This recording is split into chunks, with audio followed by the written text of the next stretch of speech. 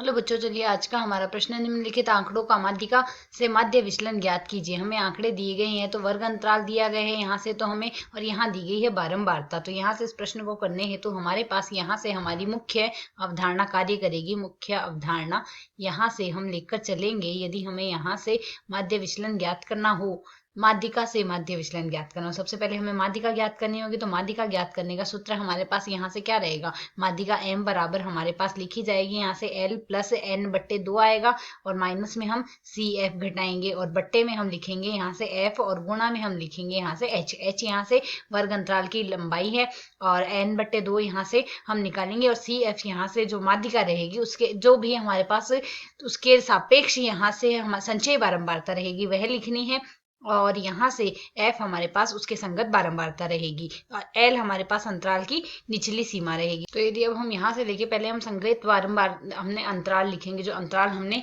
यहाँ से ज्ञात करने हैं। तो अंतराल हमारे पास यहाँ से प्रश्न के अनुसार क्या आएंगे, प्रश्न के अनुसार अंतराल दिए गए हैं। 0 से 10 का अंतराल है, 10 से 20 का अंतराल है, 20 से 30 का अंतराल है, 30 से 40 का अंतराल लेना है, 40 से 50 का अंतराल लेना है, और 50 से 60 तक का अंतराल हमें यहाँ से दिया गया है। तो यह तो हमें वर्ग अंतराल दिए गए हैं। इनके सापेक्ष यदि हम इनके पहले मध्य बिंदु लिख लेते हैं, तो x बराबर हमें यहाँ से प्रश्न के अनुसार दिया क्या गया है, x बराबर हमने इनके मध्य बिंदु लेने। मध्य बिंदु आएगा 5, 15, 25, 35, 45 और 55। यह है हमारे पास, यहाँ से इसके मध्य बिंदु ले लेंगे। अब संगत हम बारंबारताएं लिखेंगे। f बराबर हमें यहाँ से दी गई है 6, 8, 14, 16, 6, 8, 14, 16, 4 और 2, यह हमें यहाँ से मान दिए गए हैं। तो सबसे पहले हम सी एफ निकालेंगे। संचयी बारंबारता हमारे पास क्या आएगी, 6, 6 और 8 आएगा, 14, 14, 14 आएगा, 28, 28 और 16 आएगा हमारे पास यहाँ से 44, यही तो मान आएगा, और 44 और 4 आएगा 48, 48 और 2 आ गया 50। संचयी बारंबारता एन का मान हमारे पास यहाँ से क्या आ गया, प्रश्न के अनुसार एन बराबर हमें ज्ञात हो चुका है 50। तो यह तो हमारे पास मान आ गया। अब यहाँ से सी एफ निकालने के बाद हम माध्यिका निकालेंगे। तो माध्यिका से हम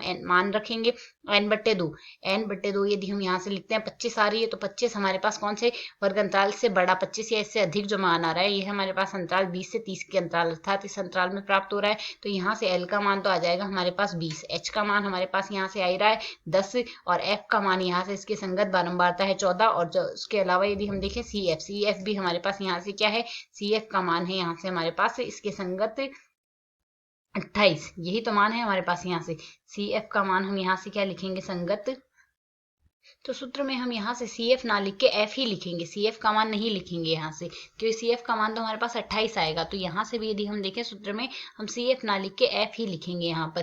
तो यदि अब हम सूत्र में मान प्रतिस्थापित कर दे, तो माध्यिका एम बराबर हमारे पास यहाँ से क्या आएगा, एम बराबर हम यहाँ से लिख सकते हैं, यह आ जाएगा 20 प्लस 25 माइनस 14 बट्टे में आएगा 14, और गुणा में आएगा 10। एच का मान 10 ही है, तो इसे यदि हम सरल कर लें तो मान हमारे पास यहाँ से क्या आएगा, 20 प्लस 55 बट्टे 2 आ गया, 55 बट्टे 7 आ जाएगा। इसे और सरल करेंगे तो मान आ जाएगा 27.86। यह तो हमारे पास माध्यिका आ गई है। अब यदि प्रश्न के अनुसार देखिए हमने क्या ज्ञात करना है, मॉड x माइनस एम का मान, मॉड x माइनस एम का मान यदि हम यहाँ से ज्ञात करेंगे तो यह हमारे पास क्या आ जाएगा, यहाँ से मान आएगा 22.86, इसके बाद आएगा 12.86, इसके अगला मान देखेंगे तो 2.86 आएगा, इसके अगला मान 7.14 आ रहा है, 7.14 के बाद 17.14 आएगा, फिर आ जाएगा 27.14, यह मान आ गया। अब हम यहाँ से f को यदि गुणा कर दे तो f गुणा में मॉड x माइनस एम आएगा, इससे सरल करते हैं तो मान हमारे पास क्या आएगा, 137.16 आ रहा है, इसके अगला मान 102.88 आएगा, इसके अगला मान 40.04 आ गया, उसके अगला मान देखेंगे तो 114.24 आएगा,